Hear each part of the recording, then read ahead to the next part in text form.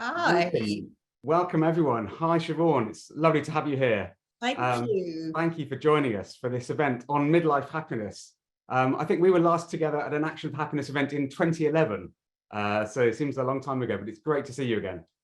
I've just been looking at the people where everybody's coming from. There's so many people from America all the way over there.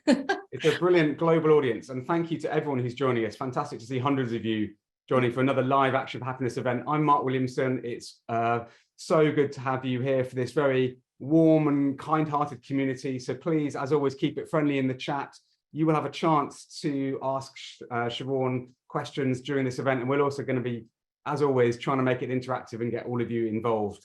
But mainly, this is a chance for me to explore this fascinating topic of midlife happiness with someone who I think has done so much on the subject of happiness and is now really bringing this subject of midlife happiness to life. And I'm already had some brilliant conversations with Siobhan. So as many of you will know, Siobhan founded Netmums, an incredibly successful site initiative, having had a successful career before that, and has been an author and has been doing a huge amount of work supporting happiness and well-being for women, for parents, for families in various different ways. So I thought, Siobhan, maybe we could start with you giving us a little bit of that story and perhaps bring us up to date with what's got us onto this topic of midlife happiness, today's event. Yeah, I'm very proud of myself for talking on midlife happiness because it's an acceptance, isn't it, that you've reached that stage of life. And I would just like to say I've done my hair and makeup, but I did give you a photo this morning, didn't I, where I looked anything but hair and makeup, where I got myself into my running gear this morning. And I said to Mark, I'm going to challenge myself to see if I've been for a run by the time we do our talk tonight. And it was. And have you? It was the most real. It was the most real photo you could ever have. So I would just like to. And what happened, Siobhan? Did you get for your run? Well, I got my running gear on at 9 o'clock in the morning, and by 3 o'clock in the afternoon, I decided it would be really nice to be able to say, do you know what, I didn't, but that's okay because we need to be kind to ourselves. And I thought that'd be a good, good message. And I definitely had a bit of I could feel, but in the end, my pride got the better of me, and I did go. And I hate running. I mean, it's just I'm the least athletic, and the least. I don't like watching sports. I don't like doing sports. But somehow, just that little pot around the block just makes me feel better. And I went out and I was like, do you know what? You're running. You're 55, and it's cold, and you've got a bit of a sore, and you're running, and that's a gift in itself, isn't it? So yeah, thanks to you. Thanks to you guys, because I didn't really want to sit in front of you and go, do you know what? It's okay if you don't do it, because it is okay if you don't do it, but it's better if you do it. So yeah, how did I get here? Well, I think the first thing I really want to say is there's, I think, a certain arrogance when you see somebody talking about happiness. You see the how to be happy and be happy, and what's happy, like who's happy. Happy is those moments in life that come along. And I'm sure, no, I'm not an ologist, I'm a psychologist, so, I'm not brilliant at any one particular thing, that an artist that brings me happiness. The only reason I feel I've got permission to talk about happiness is that I have been unhappy at kind of key points in my life. So the first real learning for me was I had a wonderful career and a wonderful husband and happy life, and I was going to put the cherry on top of the cake of my life and have a baby, and I had this beautiful perfect baby after perfect birth, and everything was perfect, only it wasn't. And I ended up with quite severe postnatal depression, not so much that I was ever kind of hospitalized, or I never actually tipped into psychosis, which can happen to a lot of people, but enough to be really, really miserable, anxious all the time. It took away all the joy of that sort of early motherhood. And I'm not, like, look at me, I'm not a depressive sort of person, as I thought there was a depressive sort of person. And it was the biggest education of my life. It was 3 years of being extremely unhappy. And I worked through it, and it wasn't easy. And, it was everything from medication, counseling, steps by step, day by day, better days, worse days, in between days, until slowly I ended up having another baby, and I had the joy of motherhood with my second baby, and luckily with my third as well. But it was really hard. So that gave me, I felt, permission to talk about happiness. And I ended up writing a book called How to Be a Happy Mum, which sounds really smug, but with the backstory, I hope it doesn't. And life was wonderful after that. And I went on and I started a business about, a community, an online kind of social network for mums, as you call them in the US. We're the same, but we're different, aren't we? And life kind of, I was a really great mum, but I had to be the best mum, you know, so I was sort of pretty hard on myself over career, motherhood, good wife, good sister, good daughter, good everything else. And then I got to kind of, 45. And I remember saying to my mum in the kitchen one day, when I was in Ireland, it's a bit hot in here, isn't it? The Aga, she's got one of those old fashioned Irish Agas. And she said, I said, the Aga makes it very hot in here. And she went, oh, Siobhan, you're probably approaching. And I went, don't say it. And she said, well, no, it's completely normal. And I went, no, Mum, don't say it. Don't say the M word. And of course, she was talking about the change, as she calls it, or the menopause, as we call it now.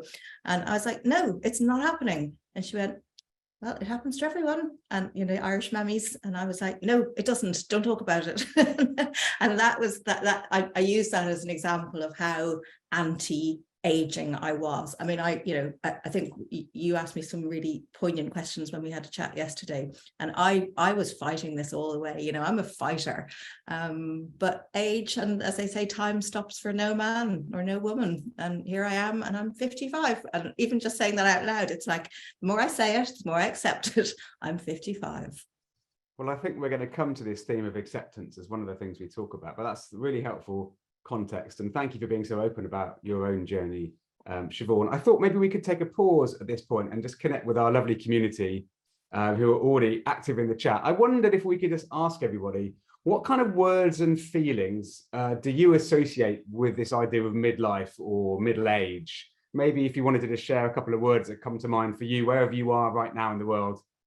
I'm saying boring, low mood, freedom, growth, irrelevance, invisible, marriage breakdown, decrepitude, crisis, regret, boredom again, contentment, past it, mood swings, my body is repelling, patience, weight gain, unfashionable, tired, disappointed, wow, forgetful, growing up, transition, karma, job changes, disability, anxious, scary, wisdom, opportunities, misunderstood, and so it continues. Wow, that's a very powerful list. How are you feeling as you hear those things, Siobhan?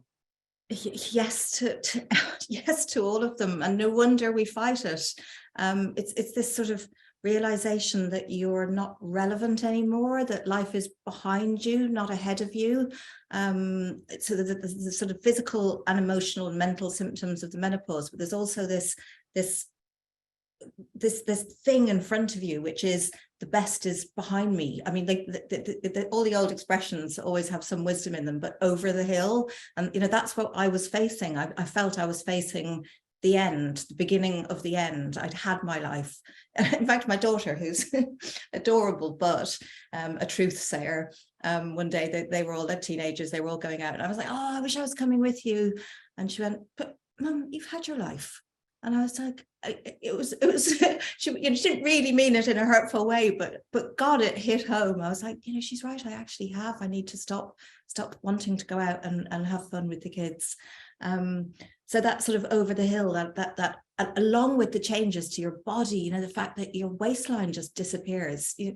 As I say, I've never been, athletic, but I've always been kind of active, and I've always been able to fit into a decent pair of skinny jeans and, a nice dress. But suddenly your body just changes and everything. And when I say suddenly, it creeps up on you, but then suddenly you look and you're like, oh, I'm matronly, I'm and you can't fight it. It doesn't matter how much I think that's a little bit of a problem, because you do look at, how does Jennifer Aniston look like that? I mean, she's my age. How is her body like that? So you start comparing yourself to other people. I've also got, as I say, a daughter who's in their early 20s and two sons who have girlfriends in their early 20s. And they come home wearing, little crop tops and really cool, funky little dresses. In the summer, they're in bikinis, hanging out, just, completely like at ease. I'm sure I wasn't that at ease with myself when I was that age, but they're so gorgeous, and that glow of youth, and it's never coming back.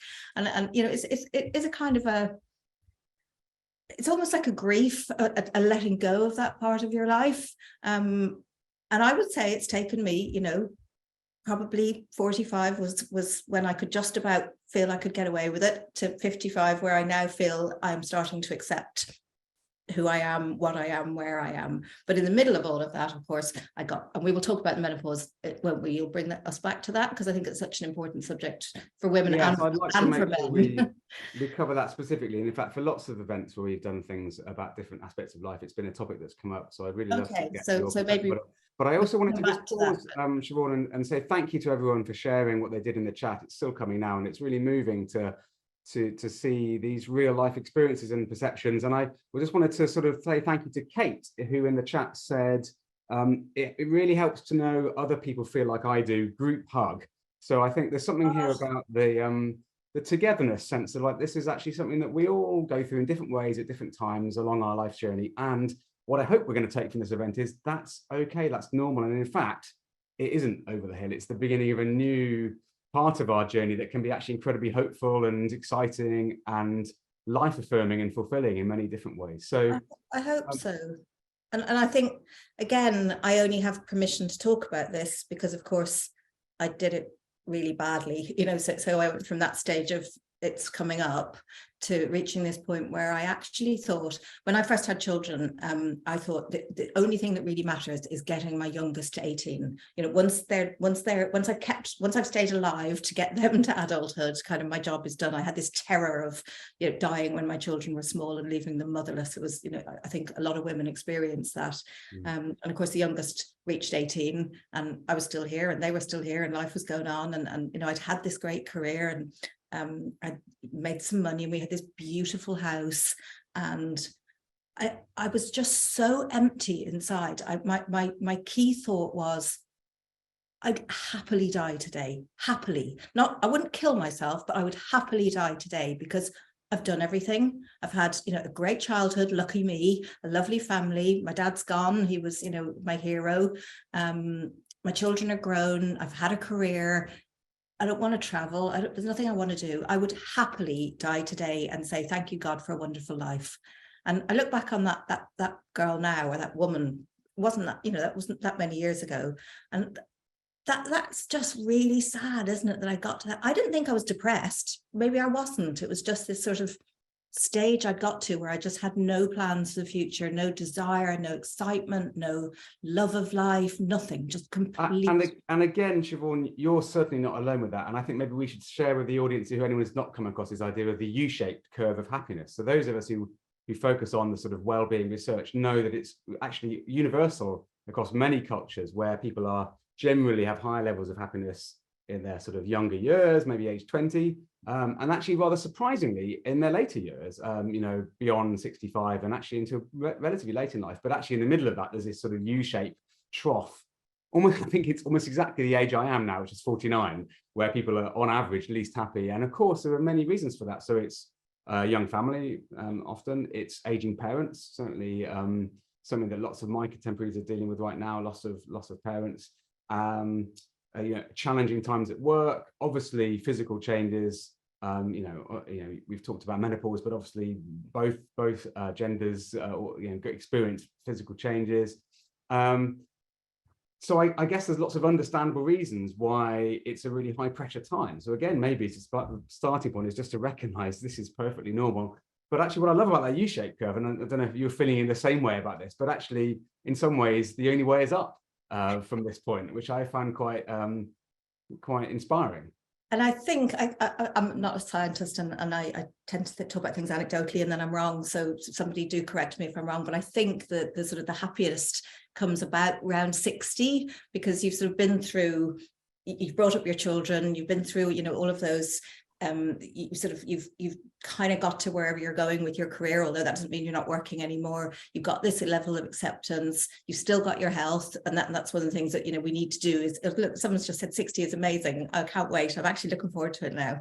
And you're ready for the next bit of your life. And then of course health problems start, and that's where the curve starts going down again, because when you're ill, it's very hard to, I guess. Yes, although actually what's really interesting is that I mean, again, we're very blessed in many of us who happen to live in a culture and society which does support health into older age than certainly we ever have done in human history before. Yes. But actually that happiness level maintains until well into the 80s, and often right towards the end of life, which is fantastic if we can. Well, it's the only reason I keep doing this bloody awful running is because apparently if you stay, if you keep a bit stronger, then you live better, not necessarily longer, but you live stronger, better during the time that you are alive. So it's not necessarily about prolonging life. It's, you can live till 100 and be ill, and that's no fun at all. But if you can live to, 80 and be healthy or longer. So it's about, I think, all. Yes, I think that's a really important point. Thank you for raising that. So often in the researchers talk about quality of life years or health span, not just lifespans. It's not just about how long you live. It's about making sure those years are still vibrant and healthy and enjoyable.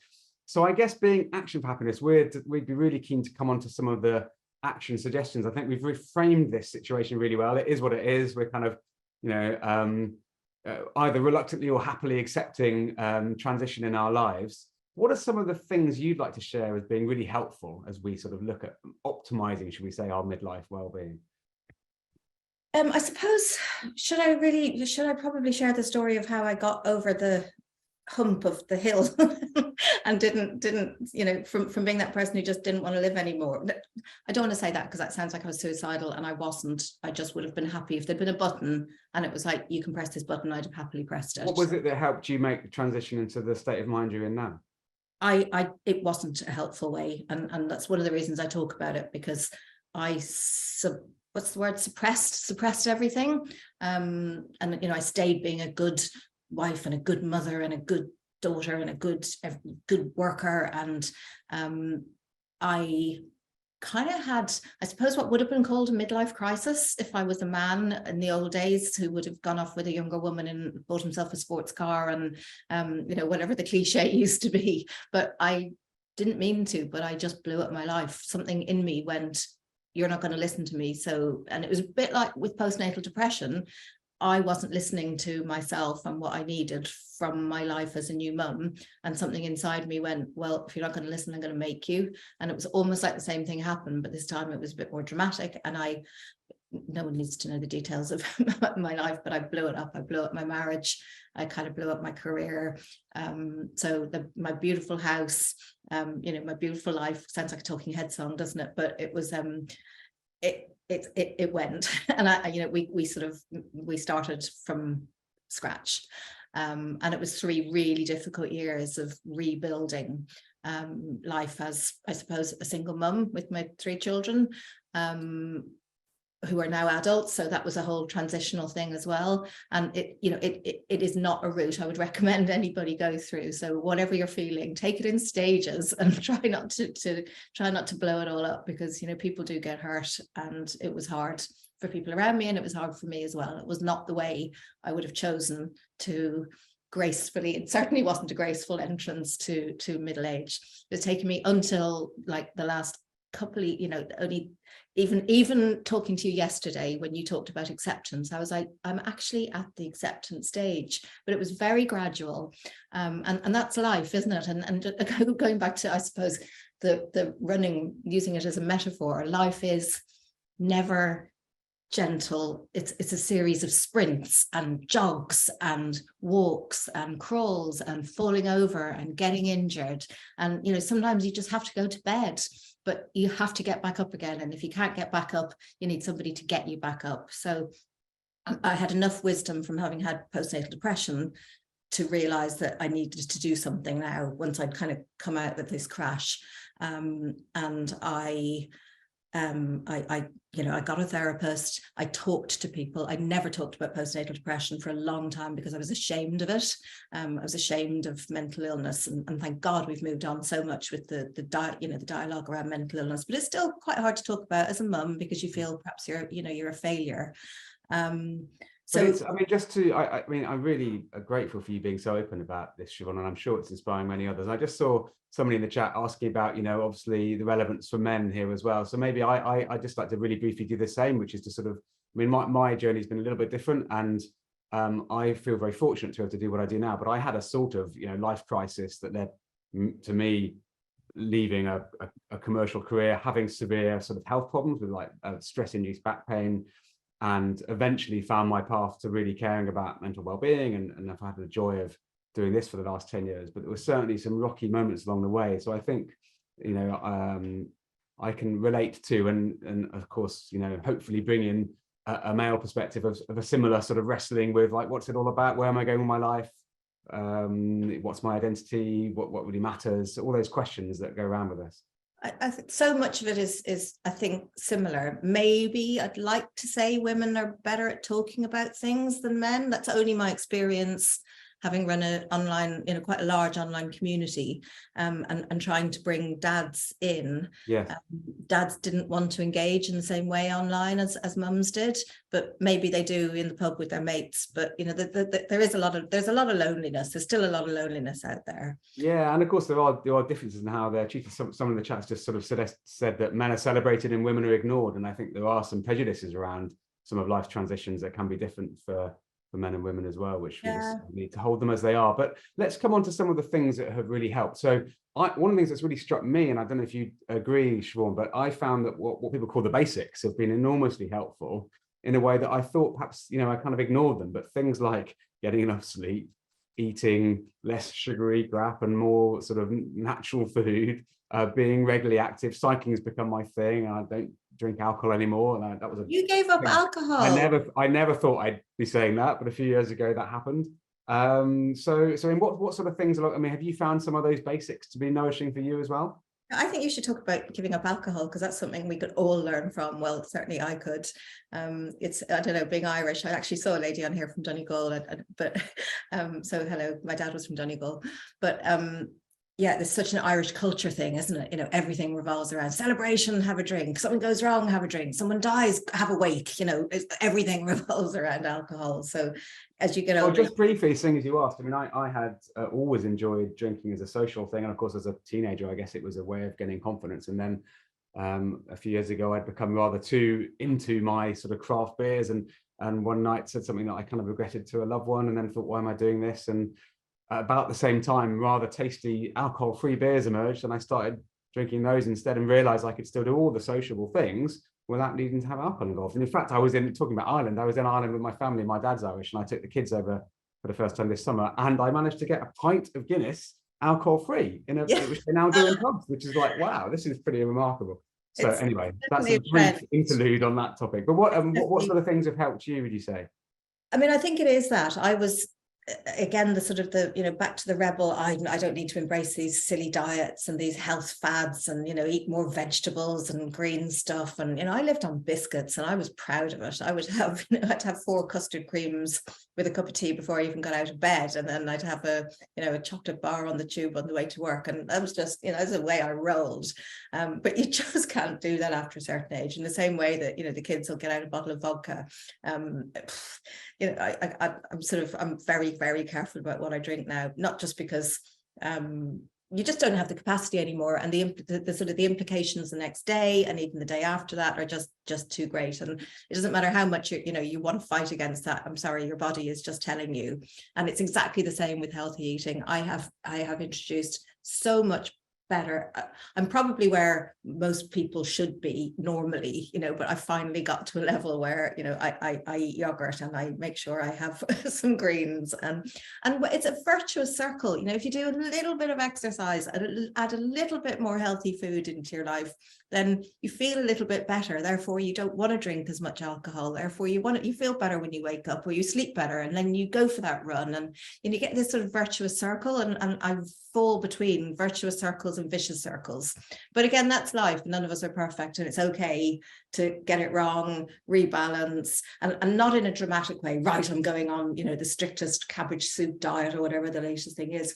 I think that's the one thing we probably know by now, ladies and gentlemen, but they don't work. You know, they work for 5 minutes. They don't work. You have to introduce, you know, but small changes, for me anyway, because it's about lifestyle changes that are enjoyable and can become lifelong rather than fad things, isn't it? But let's come on, as you promised, to the menopause, which is such an important topic. And I think as absolutely a non-expert, although lots of my loved ones and friends are sort of in that stage of their lives, one of the things that seems obvious to me is that we're talking about it loads more, which is fantastic. I mean, in the UK, there's been Davina McCall's documentaries, and there's been just a lot more conversation in workplaces and so on. That's got to be good. But what would you like to say about this all-important topic?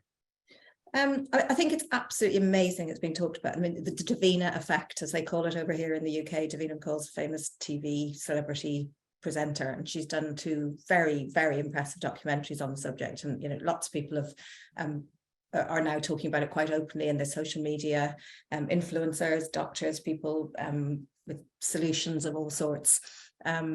They tend to be all gorgeous, which kind of is the one thing that, you know, perhaps doesn't help, because, you know, Davina is also a fitness. I mean, maybe that's why she's gorgeous, because she's so fit and she's so, but there's an awful lot of women that we don't see who are suffering, who don't, you know, I remember seeing a picture on Instagram, and I think it's honestly, genuinely, I'm not saying anything about celebrities. They all went to the Houses of Parliament and they did something about, you know, menopause in the workplace, but God, they were all gorgeous. You know, they were just, they didn't look to me what feels like menopause.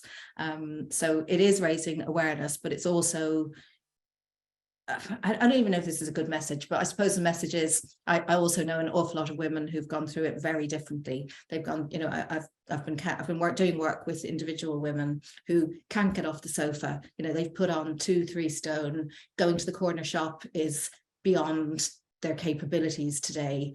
You know, women who get really, really seriously down, depressed, their body gives up on them, they can't sleep, they comfort eat, they just get into this sort of cycle, mental, physical, their body aches, therefore they can't exercise. And, you know, it's such a combination of physical, emotional and mental that it's hard to separate. You know, again, I'm sorry, I keep going back to postnatal depression, but that's my experience.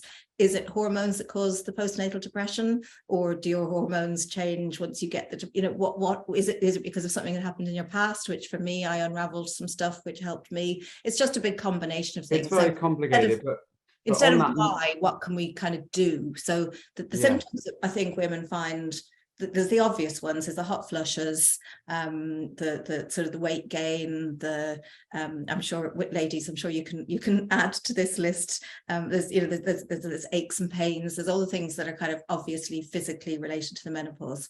And then there's the emotional ones, which can be things like anxiety. You can't sleep, therefore you feel even worse the next day. The anxiety gets worse. The sort of the depression, you know, what I felt, that kind of emptiness.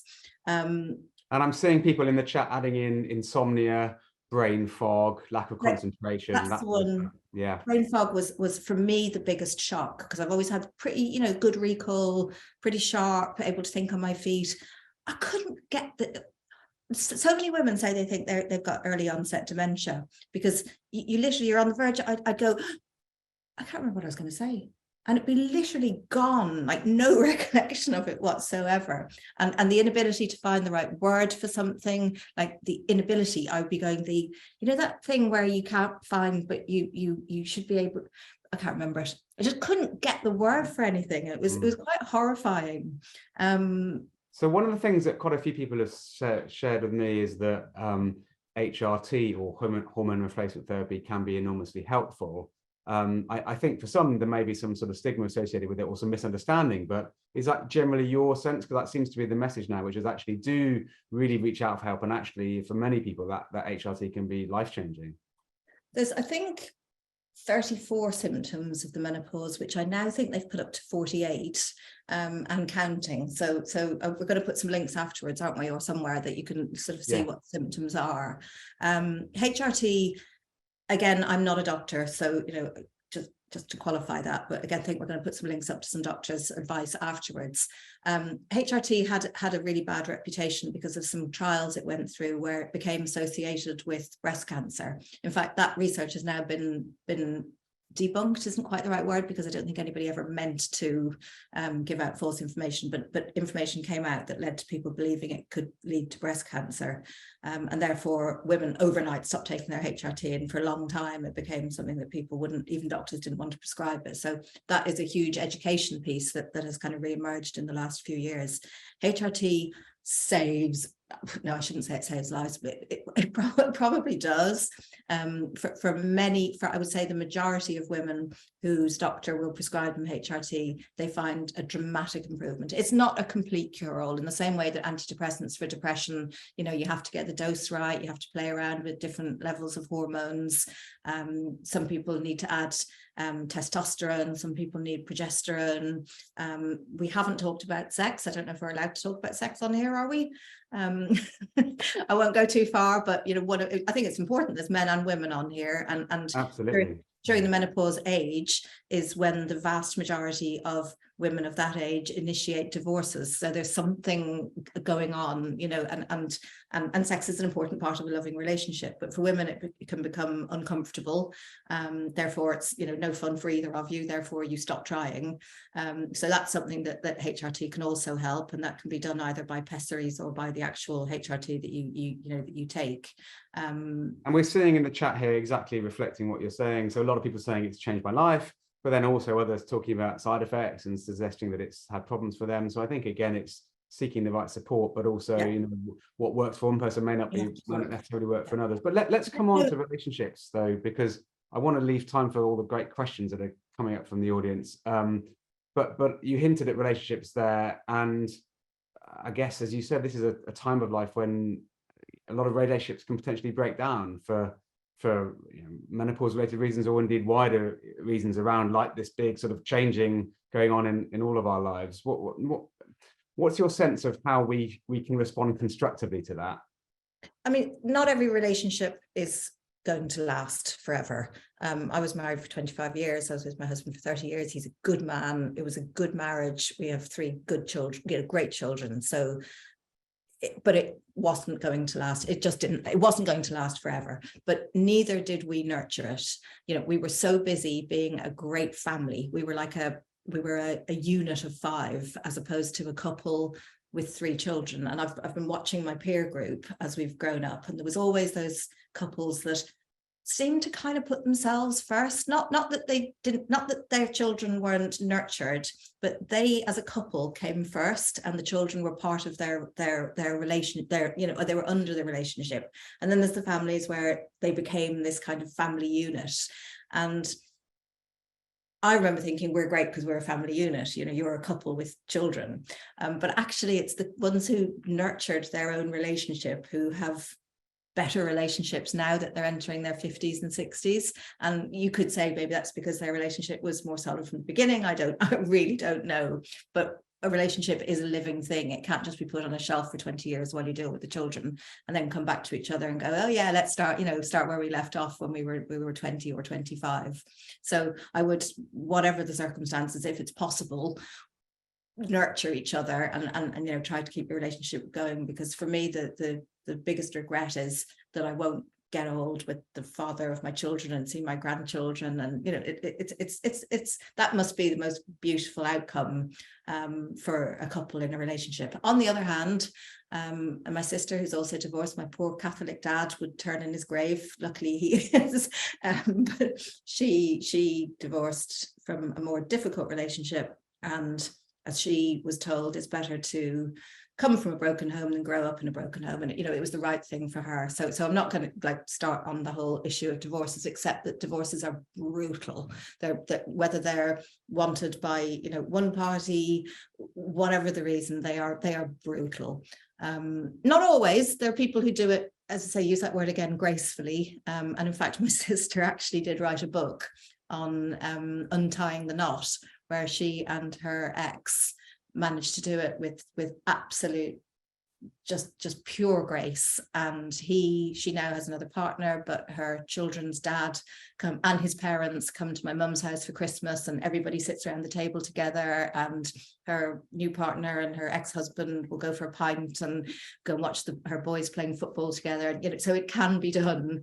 Yeah, and I think that's actually a really important point, Siobhan, which is in some ways the particular configuration of relationships in our lives don't matter as much as the sort of the tone of the relationships in our lives, and whether they feel toxic or whether they feel constructive. And in fact, in next year, in January, we've got an event with Professor Robert Waldinger, who has been running this famous Harvard study following people for many decades, And the result that comes out again and again that seems to most predict lifelong happiness and health and longevity is the overall quality of our relationships, and having sort of positive and nurturing relationships in our lives. And yes, that might be the person that we married and had children with, but it might not be. And it might be that something changes, or it might be that you have different people. But I think what absolutely is worth us all nurturing is some of those connections, whoever they're with, that are close and loving and kind and supportive. I think that's loneliness is just, as we all know, and I'm sure you've talked about it many, many times, loneliness. The time I was most lonely was when I was a new mum with depression, with a small child, and it was the first time, and luckily the last time I've ever felt truly lonely. And it was when Mother Teresa's words about how loneliness is worse than abject poverty, in her opinion, that I understood what she meant. So yeah, nurture those people that your friendship group, or make new friends. So many people are lonely, and they're living on the same street as us. It's always seemed to me a kind of a, what's that word again? And this has nothing to do with brain fog, but what's that word? It's like an oxymoron, no? Yes, that is the right word. Yeah. Where there's so many lonely people all living in the same street. Yeah. And that's one of the things I've loved about getting older, is that you don't necessarily have to be friends with your peer group. At school, it has to be not just your year group, but it has to be your type of year group. You're the people who are into the same music or wear the same clothes. It's very, very specific.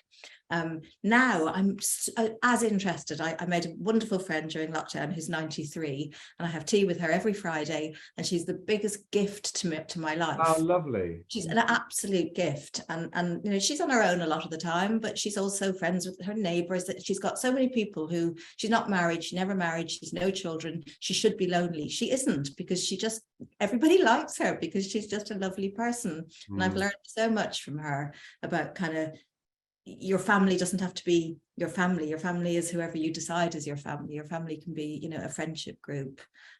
So keep nurturing, keep looking, I made friends with her 2-3 years ago. I don't suppose we'll be friends for, that many years. She's 93, almost 94. And when I say to her, how are you? She goes, oh, I'm a bit wobbly today, but it's better than the alternative. So she's an absolute joy. I love that example. And I think intergenerational connections are so beautiful and valuable. In a moment, we're going to come to the questions in the Q&A. So if you have a question for Siobhan, please do use the Q&A function. And if you see someone else's question that you'd like to have answered, please do vote on it, and we'll try and focus on the questions that get the most votes, that are most sort of popular. But before we go there, Siobhan, I feel that we've not really talked about self-care, and I don't sometimes dislike that term, because it feels like it's about pampering, or about getting hot baths and eating ice cream, and actually for me it feels like one of the misconceptions is that self-care is somehow selfish. In fact, actually all the things we want to be in life, like a good parent and a good partner and a good son or daughter or community member or colleague, comes from being able to nurture ourselves first. That kind of oxygen mask principle that I know you and I've talked about before. So how can we sort of just be a bit kinder to ourselves without being narcissistic, but actually just sort of make some of that space? You talked about, for all those years, being almost in the service of your children, in the service of something else. How do we let go of that? And it's tough, isn't it, at this age? I mean, we're known as the sandwich generation, which I think should be renamed the sausage roll generation, sometimes, the way I feel. But anyway, the sandwich generation, which I think is an awful word, but it is, because we've got so much pressure from above and below to look after both generations. I think that word really needs to go, as does midlife and middle age. Midlife, I was talking to a lady the other day, we were talking about this, and her dad died at 40, when he was 40, when she was very young, and she said his midlife was 20. So that word is meaningless.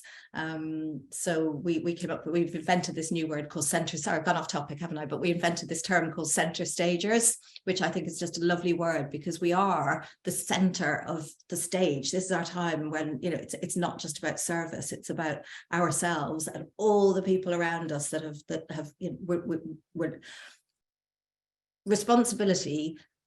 I now see as, I'm lucky, because that means I've got love. I've got people to love and people who love me. And I used to feel the weight of responsibility. Now I see it as, and that's probably easy to say because I don't have, an elderly parent in the other room that I have to look after 24 hours a day. So take that with the way it's meant, for anybody who's really struggling with dependence at the moment. But for me, it was, when you talk about self-care, it was, you used the word acceptance a lot, and I think it's probably the most powerful word, is trying to get to acceptance. But to get to acceptance, I had to do quite a bit of working through, and I found, for me, there was 3 things that were always holding me back, and that was really the sort of fear, and it could be fear of the future, fear of being poor, fear of being alone, fear of not being able to take care of myself, this sort of fear. And I think now, having gone through 3 children, postnatal depression, divorce, some not the worst things in the world, there's a lot worse things, but having been through all that, I've let go of fear. Life will take me where it will have its ups and downs, and I will face it as it comes. And also letting go of guilt. That was another thing I've carried with me all my life. Guilt that I wasn't giving, even something as simple as 3 children, are you giving each one of them enough attention? Let it go, let the guilt go. It's absolutely useless. So for me, self-care is about letting go of those things that I'm so hard on myself about. And the third one for me was failure, fear of failure.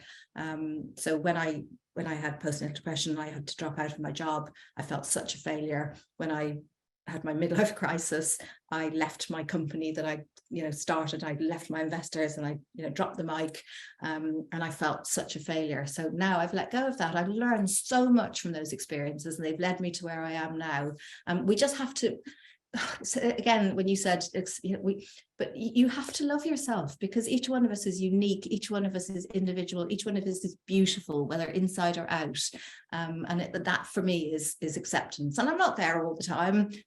Today is a really good day, and that's partly because of the conversation we had yesterday, which led me to thinking about these things. But yeah, for me, that's how I'm getting to where I'm getting to. Yeah, thank you, Siobhan. And then I just wanted to share something that's really helped me, and then something you said in response to it, which really inspired me. So I had this concept that someone brought to me recently in a meditation practice, which is the idea that there will always be the last time that you do something in your life, and you don't necessarily, or you hardly ever know when that's going to be. So there's probably already been the last time that I walk my children to school, and there will one day be a last time that I speak to my mum, and there will be a last time that I cycle to my office. And not knowing when that is, and bringing that mindset, makes me, or helps me, approach every day with that sense of like, life is precious. This is amazing. But then when I said this to you, what you said was, but there's always like potentially a first time you do something. And actually part of this, maybe this what we might call the second phase of life, is about trying new things. I mean, have you embraced a lot of new things in this period as well? I'm not a great adventurer. Like, I've no desire to go traveling, do a lot of people do this kind of the third age backpacking, where, you kind of say to the kids, right, there you go, you're off my hands now. We're off backpacking. We never got to do it as kids. But yeah, I for me, the idea that this is the last time I might do something, wraps me up in anxiety and makes me want to like cry tears of nostalgia and sadness, with like when I look back at the children's baby pictures, or and it's like, oh, it's gone, that time I'll never get back again. For me, that's a really unhelpful way of looking at things, although I suppose it does make you treasure the moment and seize the day. Today could be the last day of your life. What would you do with the last day of your life? There's a lovely story. I think St. Francis of Assisi was sweeping the floor of his little, mud hut wherever he lived, and someone said to him, if this was your last day on earth, is your last, what would you do? And he went, you'd probably just carry on sweeping the floor. And I always thought that was like perfect. His life, he was living every day in that way. But I like to think of it as, this is the first time. So the first time I took my son for a pint at 18, his first legal pint. I'm sure he's had many a pint that wasn't legal. So first time where all 3 of my kids can come and have, a legal drink with me. Sorry, it's 18 over here. It's 21 in America, isn't it? But all those first time for everything. I'm not a grandparent yet, but I will be, and that will be a first. So I'd rather look at it like that, like there's all these new experiences still. I love that attitude, and I think that seize the day mentality is really powerful. Let's come to some of these questions then. So Fiona has asked, or she just sort of said very honestly, I feel invisible, unattractive, useless, that I have nothing to look forward to. I can feel these changes in my body and I don't like it. How can I find some zest for life again when I feel like my life will never be the same again? I feel you. I have been you. It didn't happen overnight. I found the helpful. I found antidepressants also helpful. They were sort of the medications that helped me to do the things that were necessary to get to the next stage. And I think I said something about, you never know what's around the corner. Life, life has a way of, it has a flow, an ebb and a flow. You're sort of your cork on the ocean, and life will take you places. But you do have to, I think, go and meet it. You don't have to run headlong into life, especially when you're feeling like that. You don't have to, go straight onto like a dating site and find an exciting new man, or you don't have to go backpacking around the world, or you don't have to do a bungee jump or something you've always wanted to do. You talked about, you're going to have to tell your story about cycling to the moon at some point, because you are an overachiever of all overachievers. I think pottering around the block is an achiever. You want to cycle to the moon, but I think you do have to make yourself do little things. So one of the women I was working with individually, she was the one who just couldn't get off the sofa, and I said, when we talk next week, what's the one thing you've done? I said, I'll tell you what it is, because she had complimented me that I'd had my nails done, and it's silly getting my nails done. It doesn't, nobody notices, but I do. I look down and I'm like, there's one thing in my life today that's perfect, and that's my nails. And I said to her, between now and next week, I want you to get your nails done. I said, you don't have to go to a salon and pay to have them done, but do them yourself. Get a nice, favorite color, give them a little buff and a shine. And she was like, oh, I can't be bothered. And I said, I want you to bother, please, and you can give me a task in return. And she said to me, right, I want you to go for a run. And I was like, oh, great, okay, she's picked up on that. So by next week she came and she went, look, and she was so delighted. They were bright blue, but she'd done it for herself. And honestly, I promise that was the beginning of a change for her. So I love that story, and that isn't actually, it's less about the actual thing, and it's more about the fact you said to yourself, you matter, and I'm going to do a little thing just to kind of like care for you. That's the message you're sending yourself, isn't it? And yes, that's really important. Mark. Yes. And then she said, what should I do next week? She went, I know, I'm going to sort out that box of admin that's been weighing on my heart and mind all this time. So, she was off and she met life. And I'm not saying that, I was responsible for that, but that was a turning point. And within 6 months, I saw her with a whole new zest and attitude for life, going places, meeting people, doing things. I mean, it's not perfect, but she's getting there. She took that step towards life, and life came and met her. So she did the 5% and life did 95%. And if you're feeling fat and middle-aged and unattractive, yeah, it sucks. We're not 21 anymore, and we never will be, but we can still be beautiful in our own ways. Get your hair done, do your hair, go grey if you want to, but feel beautiful with it. Do your makeup. It sounds again frivolous, but you're not doing it for other people. You're doing it for yourself. Yeah, and as Martina, I think someone just noticed in the chat about how social media can make us dislike our appearance, and of course the last thing we want to be doing is comparing ourselves to others. We just want to kind of just be comparing ourselves to ourselves, or in fact not comparing ourselves to anyone and just being. Let's move on to a question from Molly. Really interesting one. What can we do if we hear other people around us talking negatively about aging? She says she often encounters people talking about it as if it's a dreadful thing to be avoided. Any suggestions for Molly? I have noticed that the girls in the office will say things to me like, oh yeah, my mum says that, or yeah, my mum likes that. And I'm incandescent. I'm like, what do you mean you're comparing me to your mum? And so it takes a little bit of getting used to, but then I tend to go into kind of the, I don't know if in America they know the series Absolutely Fabulous with Joanna Lumley, but I tend to go, a little bit ab fab and kind of set out to shock them. Just I don't know, just, talk inappropriately about things that they kind of go, she's a mom and she's like that age and she talks like that. It's like, yeah. And I'll, I'll I don't know, just, wear the clothes that make you feel good. Wear the things that you used to love when you were 15. Wear the Doc Martens, wear the, okay, it's not going to be skinny jeans maybe anymore, or the little mini skirt from Topshop, but just it's outward. It sounds frivolous, but it isn't. It's about being you, and that's what fashion is supposed to be, isn't it? Projecting yourself to yourself and saying, this is who I am. Wearing the band t-shirt, whatever music you used to love when you were a teenager, get a band, get a rock and roll t-shirt and wear that, and just remind yourself of who you are deep down inside, because you're still you.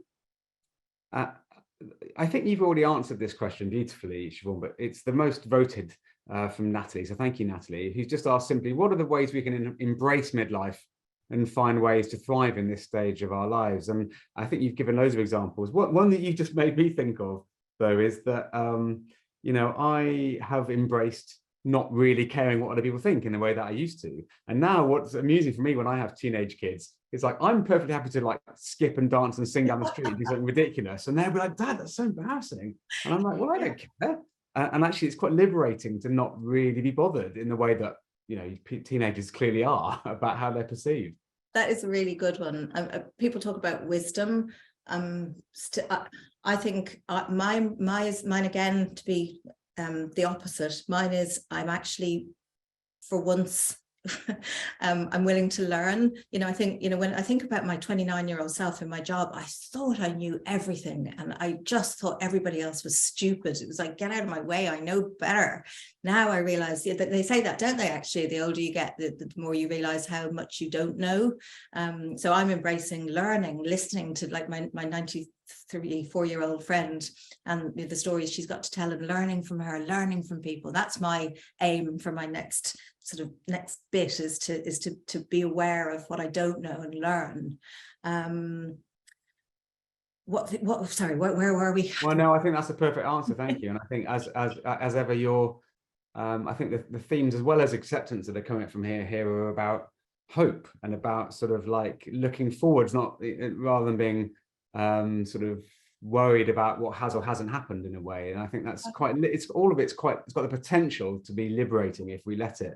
I just want to come to a really interesting question from Vicky though, because she's asking to find out a bit more about your new positive outlook on life and so on, but particularly, what is it you've learned or realized that's most important to you? The ability to be by myself and to be okay with myself. And I'm still working on it, because I know people fall into like extroverts, introverts, and the whole thing around that, but I've always needed people, things. You know, I'd even go to sleep, I'd wait till the very last minute, you know, read a book till I fell asleep, or more recently, you know, watch TV or listen to a podcast. And that's because I didn't like to be alone with my own thoughts. And I have spent some time, I actually spent, I call it my solo summer, the summer just gone. I was, you know, the kids were busy with festivals and all sorts of things. And you know, I'm now single, and I went to like gigs on my own. I went to book event launches on my own. I went to anything I would have said I'd love to go, but I don't have anyone to go with. I went on my own, and nobody cares. I used to feel so self-conscious on my own, but I didn't, and nobody cares. And sometimes people talk to you, sometimes you talk to them, sometimes they don't. You just enjoy the experience. I literally go up the front to a gig for a rock band I like, and just doing things by myself. And then you kind of learn that actually it's okay to listen to yourself, and to listen to those, I'm not quite okay today, why not? Oh, it's because I'm hungry. Yeah, but it's not. It's because, why is it? And you just ask yourself those little questions. And it's just easier to face things somehow when you know that you got it in you, rather than always having to reach outside for something. And I suppose I should caveat that with, don't feel alone and feel that you have to do it by yourself, because we're all about reaching out and finding somebody to talk to. So there's a check and balance to that. That's a really nice sort of balance, isn't it? Because yes, as we say, so many of these events do reach out for help from loved ones, from professional support if it's needed. I mean, you may reach out to get HRT if that can help you with menopause symptoms in this case, but also reach in is what you're saying as well, which is sort of be willing to kind of like discover that you can help yourself as well as needing help from others. I think that's really nice. I think I shouldn't call her my old lady, should I? Her name's Ethel Joan, but I know her because her great niece lives in Australia, who I used to work with, who asked me if I would check up on her, and it turned out she lived around the corner from me, so it was meant to be. So I call her AJ, Auntie Joan, which she loves because she's got this like funky gangster street name now, AJ.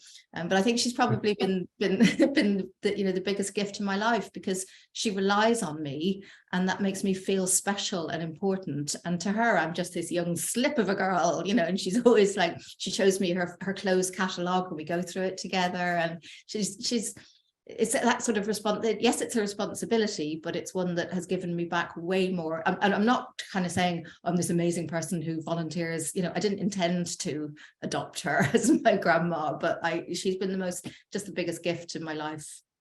I think that's such a lovely example. So maybe by looking after somebody else, you're looking after yourself. Yeah, I think that's absolutely right. There's lots more questions which I'd love to get to, but we're rapidly running out of time. So I think we could just try and do this one really briefly, because I do want to just touch on it. It's such an important topic. Annie's asked for any advice around aging parents and the pressure and stress that part of life can bring.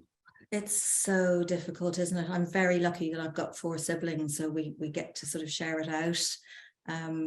But I have a lot of friends who are going through it as well. And I mean, once you get to the dementia stage, it's really, really difficult. I don't know about, but in this country, retirement villages are becoming like the old care home system is going to be, I hope, a thing of the past. Those awful places that smell of weed that nobody ever wants to go to.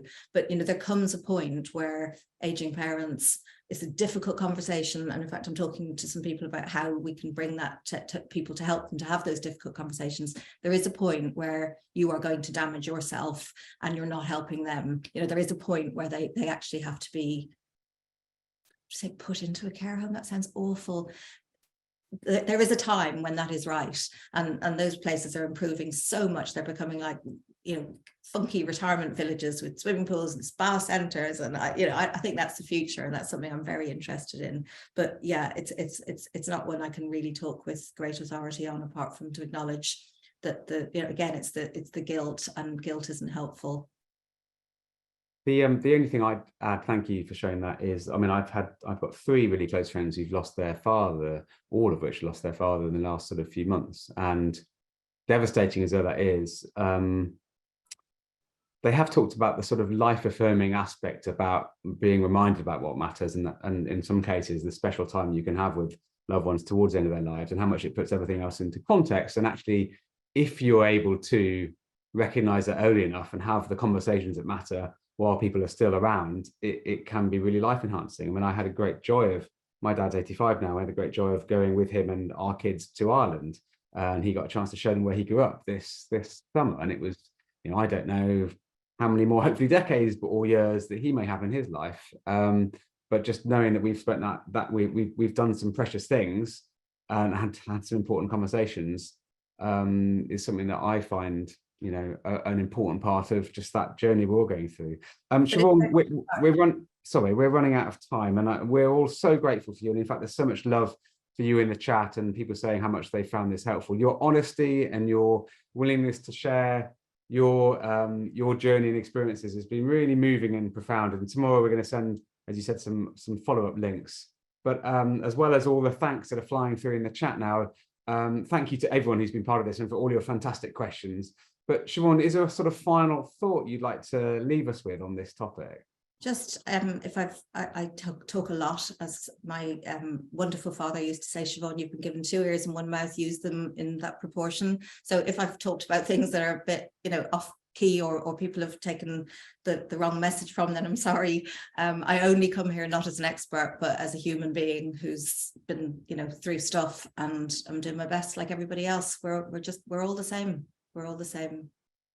And the love here is beautiful. It's what you do is just the antithesis of social media. I would support it in any way I can. And I've posted something in your community forum, and I'll keep checking in if anybody does want to carry on the conversation.